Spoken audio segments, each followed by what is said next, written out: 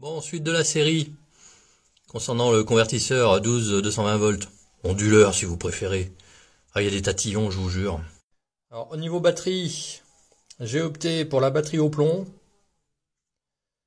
Varta, 74 ampères-heure, plomb acide quoi, tout ce qu'il y a de plus classique. Je suis en train de la charger d'ailleurs. Bah, avec un chargeur Noroto d'ailleurs. Très sympa celui-là. Je vous le conseille.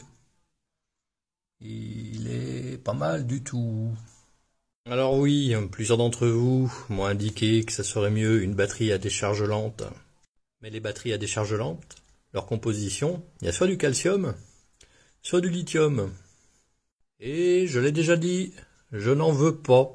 En plus, les batteries calcium, c'est explosif également, avec l'eau. Bon, le lithium, c'est pas terrible non plus, hein. Alors peut-être, même sans doute, elle va durer moins longtemps qu'une batterie à décharge lente, mais c'est peut-être préférable. Aucune envie de me retrouver avec un incendie dans la maison.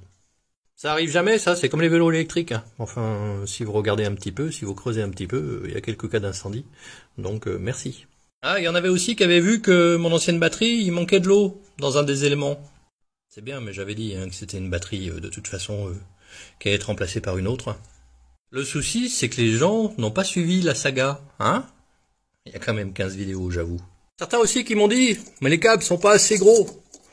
La section est quand même pas mal, mais évidemment, 100 ampères, ça passe. De toute façon, si vous voulez savoir si vos câbles sont bien dimensionnés, il suffira de les toucher, hein.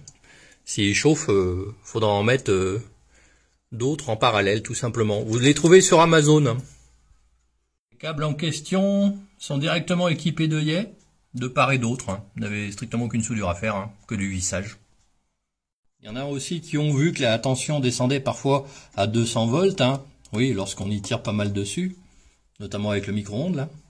Alors oui, le micro-ondes va être un peu moins efficace, c'est vrai. Et c'est largement suffisant pour les multimédias, regardez là. Input 100-240 volts. Et oui, il y a une marge de tolérance avec ce genre d'équipement. C'est pareil pour vos téléviseurs, hein. Ah, j'en ai eu encore qui sont revenus avec le différentiel. Bah les petits gars, faudra réfléchir. Le différentiel, il sert même quand il n'y a pas de terre. Et vous rechercherez dans mes vidéos précédentes, j'ai montré pourquoi. Si vous êtes électricien et que vous comprenez pas comment je l'utilise, je pense que vous pouvez changer de métier. Une personne m'a demandé si c'était un pur signal. J'avoue que je n'en sais rien, mais je ferai une vidéo sur le sujet. Et une personne m'a dit, attention, il n'y a peut-être pas de fusible à l'entrée. C'est possible, je ferai une vidéo sur le sujet également, mais pas aujourd'hui.